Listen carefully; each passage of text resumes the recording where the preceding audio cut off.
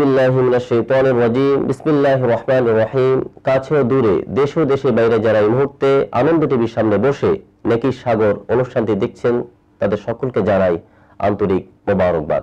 সুপ্রিয় দর্শক শ্রোতা মণ্ডলী, আজকের আমাদের আনন্দ টিভির স্টুডিওতে রমজানের এই 27 রমজানের আলোচনা করার জন্য, গুরুত্বপূর্ণ আলোচনা করার জন্য আমরা আমন্ত্রণ জানিয়ে নিয়ে এসেছি হযরত মাওলানা মুফতি রফিকুল ইসলাম সিরাজি সাহেবকে।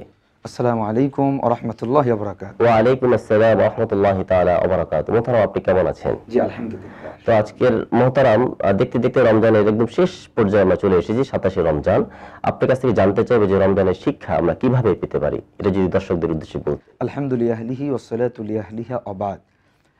আসলে রমজান, মাহে রমজান আল্লাহ তাআলা দিয়েছেন আমাদেরকে ইবাদত অর্জনের মাস। এটি রহমত, মাগফিরাত, নাজাত দিয়ে আল্লাহ তাআলা চমৎকারভাবে সাজিয়ে দিয়েছেন। এখানে অনেক অনেক বেশি শিক্ষা আমাদের রয়েছে। সময়ের স্বল্পতার কারণে আমি যে আয়াতটি দিয়ে আল্লাহ সুবহানাহু ওয়া তাআলা কোরআন রমজানের রোজাকে ফরজ করেছেন, কোরআন কারীমের 2 নম্বর পারা, 2 নম্বর সূরা, সূরা বাকারা 185 নম্বর আয়া, আল্লাহ তাআলা বলেন, ইয়া আইয়ুহাল্লাযীনা আমানু কুতিবা আলাইকুমুস সিয়াম কামা কুতিবা আলাল্লাযীনা মিন ক্বাবলিকুম লাআল্লাকুম তাত্তাকুন। এই আয়াতের শেষের যে শব্দটা, আল্লাহ বলেন লাআল্লাকুম তাত্তাকুন। প্রিয় দর্শক, দেশ বিদেশে যে যেখান থেকে দেখছেন, আমি আল্লাহ সুবহানাহু ওয়া তাআলা আয়াতে লাআল্লাকুম তাত্তাকুন মানে রমজান দিয়েছেন এই জন্য যেন তোমরা মুত্তাকি হতে পারো, আল্লাহকে ভয় করতে পারো। প্রিয় দর্শক, আমি আপনাদেরকে একটি পয়েন্ট বলতে চাই, বুঝাতে চাই। দেখুন, আমরা যখন সাহারি খাই বা ইফতার করি, সাহারি এবং ইফতার দুটো সময়ই আমরা হাজার এমপি, মন্ত্রী, মিনিস্টার কিংবা বড় ধরনের কেউ যদি ইফতারের টাইম হয়নি, কেউ যদি কোনো রোজাদারকে বলে আজকে একটু 10 মিনিট আগে ইফতার করো, কোনো রোজাদার কোনো দিন আমরা করি না। সাহারির টাইম ওভার, 5 মিনিট 10 মিনিট পরে কেউ যদি খেতে বলে, কোনো রোজাদার কখনো খায় না। তখন আমরা একমাত্র মানি আল্লাহ পাকের হুকুমকে।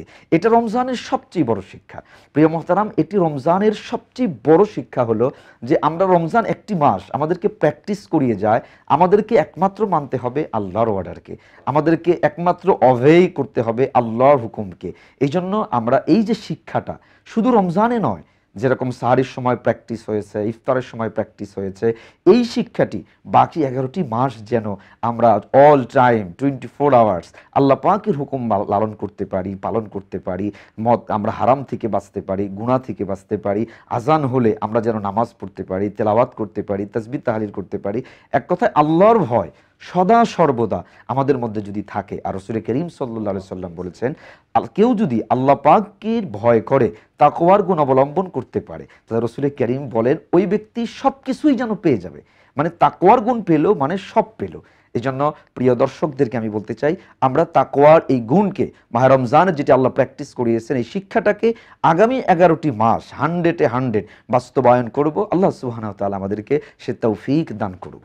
মোহতারাম, অসংখ্য ধন্যবাদ আপনাকে, চমৎকারভাবে বলেছেন। এই ব্যাপারে রাসূল করিম সাল্লাল্লাহু আলাইহি সাল্লাম বলেছেন যে হাসিবু ক্বাবলা আন তুহাসাবু, যে মানুষ তোমাদের হিসাব গ্রহণ করার আগে নিজেরা নিজেদের হিসাব গ্রহণ করো। চমৎকার একটি কথা আল্লাহ তাআলা বলেছেন। তো এই মুহূর্তে আপনাকে এই পবিত্র মাহে রমজানের মোবারকে আমাদের যারা দর্শক শ্রোতা রয়েছেন, তারা ইফতারের সামনে বসে আছে, আপনাকে অনুরোধ জানাবো মোনাজাতের মাধ্যমে একটু আল্লাহর কাছে রোনা জারি করে আমরা দোয়া। রব্বানা যালামনা আনফুসানা ওয়া ইন লাম তাগফির লানা ওয়া তারহামনা লানাকুনান্না মিনাল খাসিরিন।